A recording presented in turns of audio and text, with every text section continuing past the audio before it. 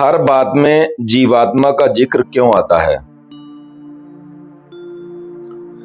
हमारे 4 शरीर हैं। पहला, स्थूल शरीर। स्थूल शरीर का भावार्थ है जिसे आंखों के द्वारा देखा जा सकता है। जो हमारा नाम है वो इस शरीर का नाम है केवल। और हमारा दूसरा शरीर जो कारण शरीर है, जो हमें भ्रमित करता रहता है सारा दिन। तीसरा है सूक्ष्म शरीर। चौथा है अति सूक्ष्म शरीर। उस अति सूक्ष्म शरीर को जीव कहते हैं, जिसे इस आंखों के द्वारा देखा ही नहीं जा सकता।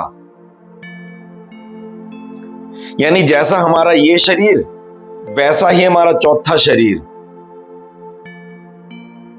जिसे हम जीव कहते हैं, और आत्मा उनके साथ में रहती है।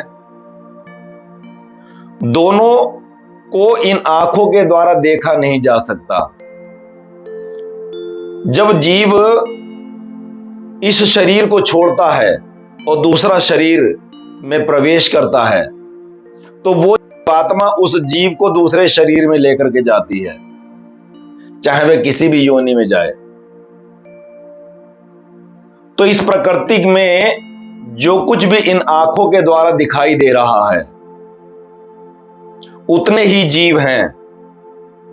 जीव का मतलब ये नहीं कि खाली मनुष्य, पशु पक्षी जीव जंतु कीड़े मकोड़े, जो कुछ भी 84 लाख योनियों में, वो सब जीव हैं और आत्मा उनके साथ में रहती है। तो ये सब जीवात्माएं हैं। तो जब भी कभी शब्द का इस्तेमाल होगा तो वो जीवात्मा शब्द का ही इस्तेमाल होगा कि एक जीवात्मा ने शरीर छोड़ा और दूसरे शरीर को धारण कर लिया। ये है भक्तों की वाणी, ये है भक्तों की वाणी।